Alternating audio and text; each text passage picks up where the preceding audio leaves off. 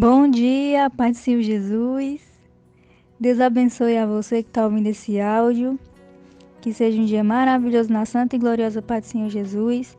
Que o Senhor lhe abençoe com muita saúde, muita paz, muita alegria. Que você consiga força, coragem para enfrentar o dia em nome de Jesus. E nada melhor do que começar o dia lendo a palavra de Deus, amém? Então, já pega a sua Bíblia. A gente vai dar continuidade ao livro de Marcos. Hoje vai ser o último capítulo, para honra e glória do Senhor Jesus. Ele tem menos capítulo do que o livro de Mateus. Também traz poucos detalhes também. E a gente conseguiu chegar até aqui, né? Glória a Deus. E viu algumas diferenças de alguns relatos aqui. E a nossa leitura vai continuar em nome de Jesus, né? O próximo vai ser o livro de Lucas. A gente vai aprender coisas novas também, ver as diferenças, né? Então, sem mais delongas, vamos dar continuidade à nossa leitura. Marcos capítulo 16, versículo 1 diz assim: E passado o sábado, Maria Madalena, Maria, mãe de Tiago e Salomé, compraram aromas para irem ungí-lo, Jesus que já estava sepultado. E no primeiro dia da semana foram ao sepulcro de manhã cedo ao nascer do sol. E diziam umas às outras: Quem nos revolverá a pedra da porta do sepulcro? Porque a pedra era uma pedra bem grande, né? Pesava, creio eu que várias toneladas, né? Ou então se aproximava de 1 tonelada. Então tinha que ser várias pessoas empurrando, vários homens, né? E elas estavam se perguntando ali quem que ia fazer isso. Aí versículo 4. E olhando viram que já a pedra estava revolvida, e era ela muito grande. E entrando no sepulcro, viram um jovem assentado à direita, vestido de uma roupa comprida branca, e ficaram espantadas. Ele, porém, disse-lhes: Não vos assusteis, buscai Jesus Nazareno, que foi crucificado. Já ressuscitou, não está aqui. Eis aqui o lugar onde o puseram. Mas ide, dizer a seus discípulos e a Pedro que ele vai adiante de vós para a Galiléia. Ali o vereis como ele vos disse. Então elas viram um rapaz lá, e esse rapaz era um anjo enviado de Deus, né, que foi ali avisar para eles o que aconteceu, né, que Jesus tinha ressuscitado. E aí a gente vê aqui no versículo 7 que ele diz para elas avisarem os discípulos e a Pedro. Então isso mostra que Pedro estava ainda recuado, né, estava envergonhado do que ele fez, de ter negado ao Senhor. Então ele meio que se excluiu, né, se isolou do grupo, né, por isso que aconteceu.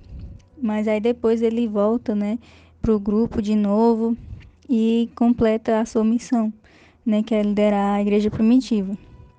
Então ele passou por um momento aí de luto, né, digamos assim, por ter acontecido isso, de arrependimento, refletiu, né, e depois que recebeu o Espírito Santo de Deus, ele consegue ele não, né, Jesus, através do Espírito Santo de Deus, também da vida dele, consegue, se não me engano, batizar 300 pessoas com o Espírito Santo, só de uma vez.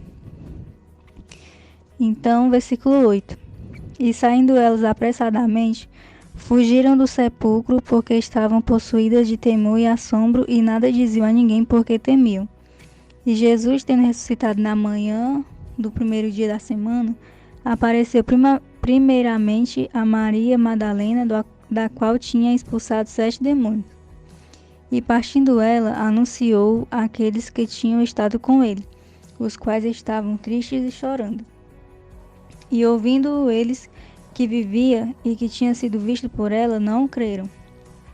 Então, o Senhor ele fez isso propositalmente, porque ele sempre quebrou esses protocolos que as pessoas criaram, que não foi Deus que criou. E essa questão do machismo não foi Deus que criou, né? E as mulheres naquela época, elas não tinham tanta liberdade como hoje, né? Não é a libertinagem que eu estou falando, é a liberdade de, por exemplo, ler um livro, estudar, de escrever. As mulheres nasciam e eram criadas só para cuidar da casa, do marido e dos filhos e da alimentação. Então essa parte assim intelectual, de comunicação, né, as mulheres não tinham esse direito, e eram até desacreditadas ou descreditadas, né? Então, às vezes, tinham mulheres que escreviam, faziam algumas coisas, né? Escreviam literatura, mas elas colocavam até o nome de homens, porque se dissessem que era de mulher, as pessoas não davam valor àquele trabalho. E aí, o Senhor, ele se manifestou primeiramente a mulheres para quebrar essa barreira, né? Ele escolheu mulheres para se revelar, a sua primeira revelação, né? Então ele não ia de acordo com essa cultura, né, que não vem de Deus, cultura machista. E aí ela foi lá, falou para eles e eles não creram, né, por causa disso. E aí versículo 12. E depois manifestou-se de outra forma a dois deles que iam de caminho para o campo. E indo estes, anunciaram aos outros, mas nem ainda estes creram. Finalmente apareceu aos 11. Era 11 porque Judas tinha suicidado, né? Ficou só 11. Aí depois eles escolheram outra pessoa, a gente vai ler em Atos, para completar os 12. Estando eles assentados à mesa, e lançou-lhes em rosto a sua incredulidade e dureza de coração, por não haverem crido nos que o tinham visto já ressuscitado. E disse-lhes: Ide por todo o mundo, pregai o evangelho a toda criatura. Quem crê e foi batizado será salvo, mas quem não crê será condenado. E estes sinais seguirão aos que crerem. Em meu nome expulsarão os demônios, falarão novas línguas, pegarão nas serpentes e se beberem alguma coisa mortífera, não lhes fará dano algum. E porão as mãos sobre os enfermos e os curarão. Então aqui a gente vê no versículo 17 que ele diz que esses sinais seguirão os que crerem, que em meu nome, ou seja, no nome de Jesus, a gente vai fazer todas essas coisas. Então, sempre vai ser no nome de Jesus.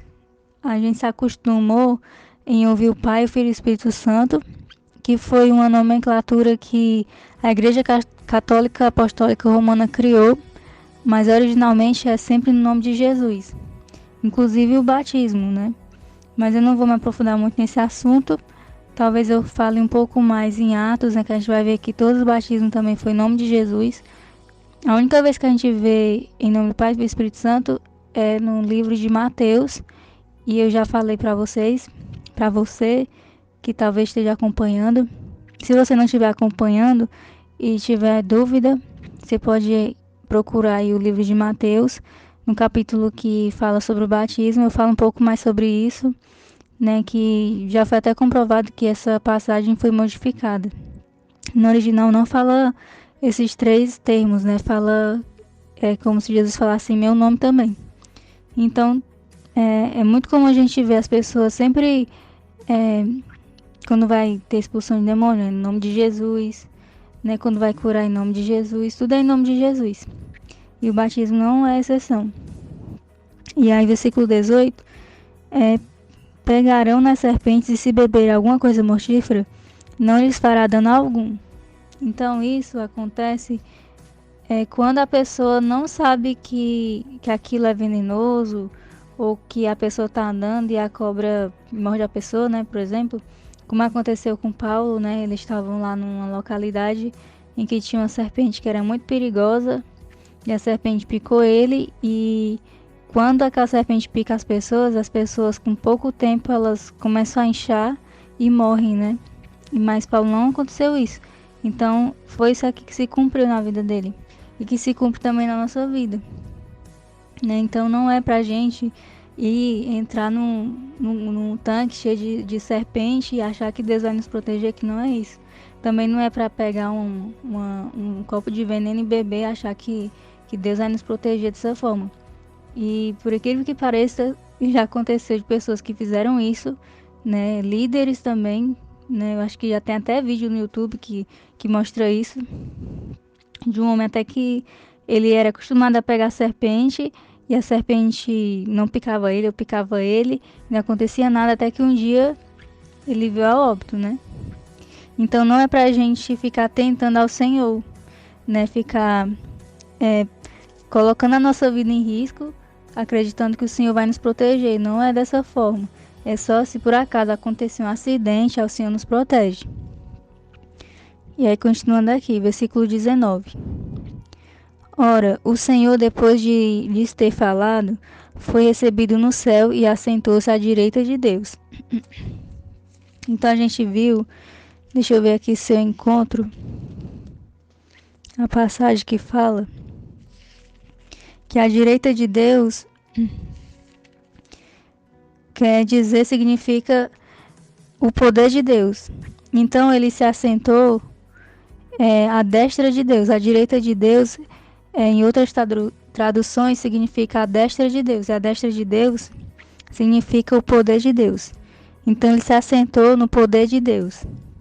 Não é que lá no céu tenha lá 3 tronos, não. Algumas pessoas até imaginam que tenham 2 tronos, né? Um para o pai e um para o filho. Não é, só existe um trono lá. Né? Quando a gente vai estudar Apocalipse, né, que tem o trono branco, né, tem essas coisas, a gente só vê que há um trono. Né? Então não é que Jesus vai sentar no trono e Deus vai sentar no pedaço do trono. Né? Não é assim, não. Só existe um trono e o Senhor, antes de Jesus, né, antes do Filho, ele era somente espírito. E com o Filho, ele passou a ter corpo, né? Então, o corpo glorificado do Filho de Deus, né, é que se assentou-se no trono. E que o poder de Deus emana, né, através daquele corpo, daquele ser, do Filho. E o Espírito Santo de Deus é o próprio Espírito de Deus, né? Não é outra pessoa, não. É a mesma pessoa manifestada de forma diferente.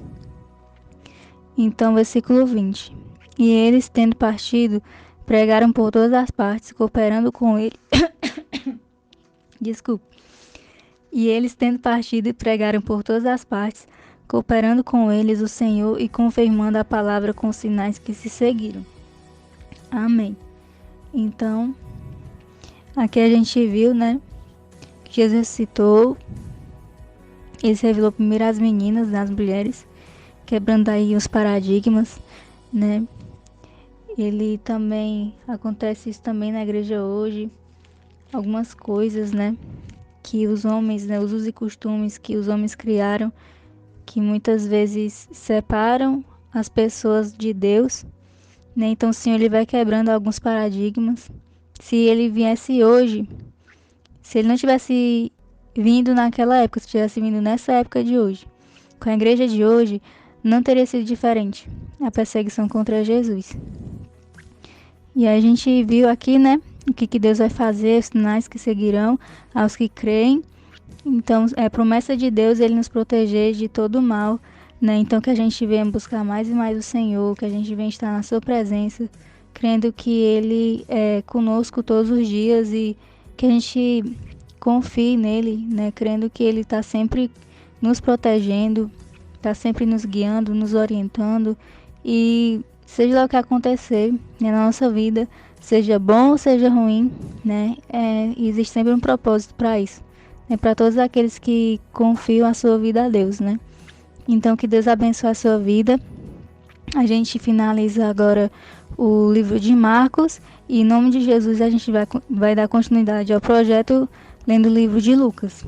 Então, que Deus abençoe a sua vida e até a próxima.